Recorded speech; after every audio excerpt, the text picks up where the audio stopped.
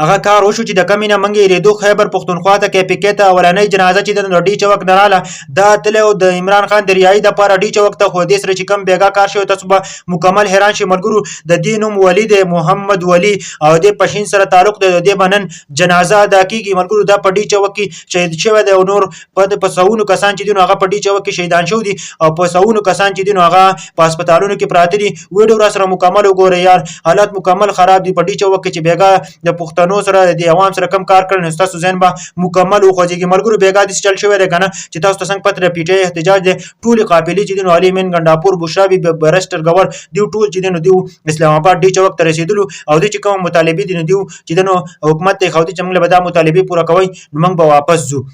بل طرف ته چې په 9 بجې باندې دیو ته د شپې بجلی بند کړل تقریبا چې کله 12 بجې شو دي نو په دیو باندې مکمل تور باندې فایرینګ شروع شوه دی مکمل تور باندې فایرینګ شروع شوه نو کما عوام چې نو مکمل تور باندې هغه تختیدو ځکه چې هغه سره بل لار نه دغه سره سې ګن مانو چې هغه پی واپس په هغه باندې ډاجی کړو خو دی سره سنو نو هغه پی ډاجی کړل نو مکمل تور باندې په دې کې چې د علي امین ګندافور او برستر گور او بشرا بي چې د نیو مانسیرت را تختیدل عوام مکمل تور باندې پرې خره ورګرو په پیماس هسپتال کې چې وځ دي نو 40 کسان شهیدان شو دي او 92 کسان چې زخمی دي د پیماس هسپتال سره ریکارډ دي بل طرف ته چې نو عوام ته د اینې ضرورت ته کنه وای عوام لا اینه پکار د ځکه چې ډیر کسان چې نغو زخمی شو دي دغه نه اینه تل نو اینه ولا پکار د پیماس هسپتال کې پراتی ډیر زیاتو مرګرو بل طرف ته چې نو علي من ګنداپور د ډیر زیاتې وکړه کنه چې عوام چې د مکمل تور باندې هغه چې نو په اسلام آباد کې پرې خو د پاګ باندې بیګا پایرنګ وشو هغه مانسیره ته لاړ په مانسیره کې خوځه پریس کانفرنس هم وکړو او ملګرو حالات مکمل تور باندې خراب دي چې د کمی نه منګه یریدو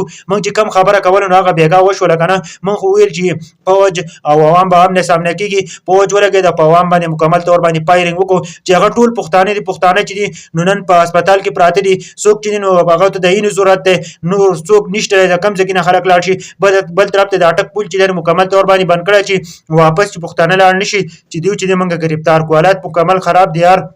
د پی ټی آی کم کارکونانو مکمل تور باندې هغه سره داسې کار بیګا شوی دی افسوس خبره ده چې د پی ټی آی چې کوم لیډرشپ د پیغام تنقید روان دي دا خبره ټیک دی یار چې ولې دی را تختیدل دی چې عوام بوزي کنه نو بیا ته ولې تختی